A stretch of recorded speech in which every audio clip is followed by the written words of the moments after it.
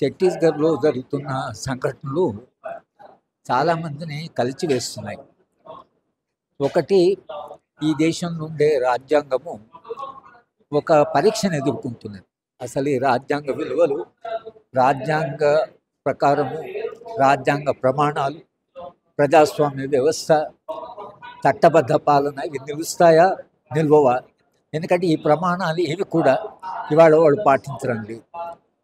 దానికంటే మించి పెద్ద ఎత్తున ఎన్కౌంటర్ చేసినా సరే, ఎన్కౌంటర్లు చాలా కాలంగా జరుగుతున్నాయి, కానీ శవాలను ఇవ్వకపోవడం అనేది బహుశా చాలా అరుదుగా జరిగింది. శవాలను ఇవ్వకపోవడము అనడానికి ఎందుకు ఇవ్వడం లేదు అనే ప్రశ్న అడిగితే, శవాలను బయటికి తీసుకొస్తే వేలాది మంది ఆ సదస్సులో, అంతమయాత్రలో పాల్గొనడం వలన ఈ పార్టీ యొక్క ప్రతిష్ట పెరుగుతుంది, చనిపోయిన వాళ్ళ ప్రతిష్ట పెరుగుతుంది. ఎందుకంటే వీళ్ళు అసాంఘిక శక్తులని ఏదైతే ప్రచారం జరిగిందో ఇది దానికి ఒక భిన్నంగా జరుగుతుంది. కనుక రాజ్యము అంటే రాజ్యం అంటే చాలా బలమైన రాజ్యం అని మనం అందరం అనుకుంటున్నాం. కానీ శవాలకు భయపడి పెట్టి శవం నిశ్చయం అవుతుంది, పోయి వాళ్ళు అంతిమయాత్ర చేసుకుంటారు కదా. కానీ ఆ అంతిమయాత్రకు కానీ ఆ శవాన్ని ఇవ్వడానికి రాజ్యము ఇంత వెనుక ముంద ఈ చట్టాన్ని ఉల్లంఘించి శవాలను ఇవ్వకుండా వాళ్ళే దహనం చేయడం అవుతుందో, మొత్తంగా భారత రాజ్య వ్యవస్థ ఇంకా చాలా, అంటే తాను ఏదైతే దిగజారుతుందో అది ఇంకొక మెట్టు కిందికి పడిపోయింది. ఇవాళ రాజ్యాన్ని మనం అడుగుతుంది ఏంటంటే, మీరు దీని మీద ఎంక్వైరీ చేస్తారా, వాస్తవాలు బయటకు వస్తాయా అనేది ఒకటి.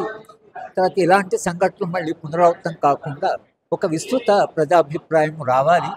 ఆ ప్రజాభిప్రాయం ఒకళ్ళ భవిష్యత్తు ఏదైనా జరిగినా కుటుంబాలకు శవాన్ని చూసుకునే హక్కు ఉంటుంది కదా, అంతమయాత్ర చేయించుకునే హక్కు ఉంటుంది కదా, కుటుంబానికి కూడా ప్రేమ ఉంటుంది కదా. మరి వాటన్నింటినీ మనం కాదని మానవీయంగా కొంచెమైనా మనం ఉండాలి కదా. మానవీయత అనేది సమాజంలో లేకపోతే రాబోయే సమాజం ఎట్లా ఉంటుంది? మనుషుల మధ్యన సంబంధాలు, ప్రేమ, తల్లిదండ్రుల కన్నీళ్ళు ఇవి లేకుండా సమాజం ఉండదు కదా. సమాజం ఉండే మానవత్వం అక్కడ ఉంటుంది. కనుక మానవత్వాన్ని విధ్వంసం చేయడం అనేది అది నాగరికతకే చాలా ప్రమాదం. కనుక ఇవాళ సమాజంలో చాలా స్పందన వచ్చింది.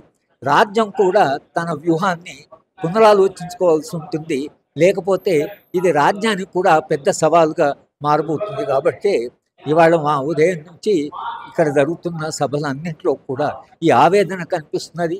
అలాగే ఒక విస్తృత ప్రజాభిప్రాయం నిర్మించేటువంటి ప్రయత్నం ఒకటి ఇవాళ జరుగుతున్నది జాతీయ స్థాయిలో. ఈ ప్రయత్నం ఏదో ప్రజలు విస్తృతంగా స్పందించాలనేదే మా విజ్ఞప్తి. పోలీస్ ఆఫీసర్ ఇదే క్వశ్చన్ అడిగినప్పుడు ఎందుకు ఇస్తలేరంటే, ఈ సేవలు మళ్ళీ అక్కడ పోతే ర్యాలీ చేస్తారు, సభలు పెట్టుకుంటారు, ఇది చేయడం వల్ల మళ్ళీ భావజాలం ఇంకా ఎక్కువ అయ్యే అవకాశం ఉంటుందని చెప్పేసి పోలీస్ అధికారి అదే కదా చెప్పింది. ఇప్పుడు శవాలను ఇస్తే సదస్సులు జరిగి శవయాత్ర జరిగితే శవయాత్ర వలన మళ్ళీ ఒక స్ఫూర్తి వస్తుందనే కదా ప్రభుత్వం ఆలోచిస్తున్నది. అది శాంతి భద్రత సమస్య అవుతుందని ప్రభుత్వమే అంటున్నారు. కనుక దానికి ప్రధాన కారణం సమాజంలో మళ్ళీ ఒక స్పందన వస్తుంది, స్ఫూర్తి రావచ్చు అనేటువంటి అనుమానంతోనే శవాలను ఇవ్వకపోవడం అనేది జరిగింది.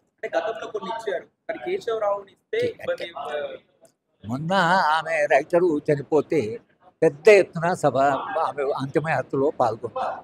కనుక పెద్ద ఎత్తున అంతిమయాత్రలో పాల్గొంటే సమాజానికి ఏం మెసేజ్ పోతుంది? వీళ్ళు చాలా గౌరవనీయులే, సమాజం వీళ్ళని గౌరవం ఇస్తుందని ఉంటారు కదా. కేశవరావు అంటే పార్టీ సెక్రటరీ అండి. పార్టీ సెక్రటరీ ఫస్ట్ టైం చనిపోయాడు. గతంలో ఇద్దరు పార్టీ సెక్రటరీస్, ఒకరు ఆరోగ్యం బాగాలేక, ఇంకొకరు కూడా వయసు వచ్చిందని, ఈయన మూడో సెక్రటరీ. కానీ గతంలో ఇంత పెద్ద నాయకుడినప్పుడు ఇట్లా జరగలేదు. ఎన్కౌంటర్లో మొదటిసారిగా ఒక అగ్రనాయకుడు, గతంలో అగ్రనాయకులు, ఇప్పుడు గండపల్లి సీతారామయ్య గారు జైల్లో ఉంటే నేను కన్నబ్రహ్మ గారు వెంకటరామన్ అంటే ఆయన వదిలేరు, ఆయన బయట తిరిగాడు. కనుక రాజ్యానికి కూడా ఒక మానవత్వం ఉండాలి కదా. అంటే చంద్రబాబు అడ్డుకుంటున్న కేశవరావు బాడీ రాకుండా మిగతా వాళ్ళు కూడా ఇవ్వలేదు కదా. మొత్తంగా ఒక అగ్రనాయకుడు చనిపోయినప్పుడు రాజ్యము కాస్త వెనక ముందు ఇక అనుమానపడి, కొంత భయపడి కేశవరావు గారి శవాన్ని ఇవ్వకుండా వాళ్ళే దహనం చేసి చాలా స్పష్టంగా అనిపిస్తుంది. మీ భవిష్యత్తులో అందరూ సమిష్టిగా మీరు ఒక బహిరంగ సభ పెడతామని చెప్తున్నారు. ఆ నేపథ్యంలో 100% ఆ బహిరంగ సభ సక్సెస్ అయితే ఈ ప్రభుత్వాలు రియలైజ్ అయ్యి ఒక మెట్టు దిగుతారని మీరు భావిస్తున్నారా? అంటే ఎప్పుడు రియలైజ్ అవుతారు? విస్తృతమైన ప్రజాభిప్రాయం ఉండే ప్రజల ఒత్తిడి ఉంటే ప్రభుత్వం ఆలోచిస్తుంది. ఇది ఎవరిదో సమస్య అనుకుంటే ప్రభుత్వాలు ఎప్పుడు ఆలోచిస్తాయి? దేశవ్యాప్తంగా ఒక ప్రజాభిప్రాయం ఉంటే ఇది రేపు ఎన్నికల్లో మనం ప్రభావితం చేస్తుందేమో అన్నప్పుడు ప్రభుత్వాలు పునరాలోచిస్తాయి. అప్పటిదాకా కొన్ని పనులు చేస్తూ పోతుంటాయి. చేసే పనులు తప్పని సమాజము దాన్ని అర్థం చేస్తుంది. సమాజం చాలా ఇంపార్టెంట్ అండి. రాజ్యం అనేది సమాజం సృష్టించుకున్న రాజ్యం అది. రాజ్యం వల్ల మనం లేవు, మన వల్ల రాజ్యం ఉంది. కనుక మన అభిప్రాయం అనేది అవుతుందో అది చాలా ఇంపార్టెంట్ రాజ్యానికి. రాజ్య సాధికారత ఎక్కడి నుంచి వస్తే ప్రజల నుంచి వస్తుంది. కనుక ప్రజల నుంచి సాధికారత వస్తుంది కాబట్టి ప్రజాభిప్రాయాన్ని మన్నించవలసి వస్తుంది. కనుక ఎవరైనా ప్రజా సంఘాలు చేయవలసింది ప్రజాభిప్రాయాన్ని కూడగొట్టి ఈ పనులు రాజ్యం చేస్తున్నది, ఇవి తప్పుడు పనులు, ఇది రాజ్యాంగానికి వ్యతిరేకము, ఇది మానవత్వానికి వ్యతిరేకం అనేటువంటిది ప్రజలు విస్తృతంగా అంటే రాజ్యము మళ్ళీ తన వ్యూహాన్ని పునరాలోచించుకునేటువంటి ఒక అవకాశం సమాజంలో ఉంటుంది. సరే, 2004లో కాంగ్రెస్ ప్రభుత్వం ఏది శాంతి చర్చలో ముందుకు వచ్చింది వైఎస్ఆర్ పీరియడ్. మరి ఇప్పుడు ఎందుకు బీజేపీ ప్రభుత్వం ముందుకు రాలేకపోతుంది? ఒక్క పార్టీకి ఉంటే బీజేపీ ప్రభుత్వానికి కమ్యూనిస్టు పార్టీల మీద 100 సంవత్సరాల నుంచి వాడుకో దేశం. ముస్లింలు, క్రిస్టియన్లు, కమ్యూనిస్టులు కనుక వాళ్ళ భావజాల పరంగానే వాళ్ళు ఈ భావజాలానికి వ్యతిరేకం.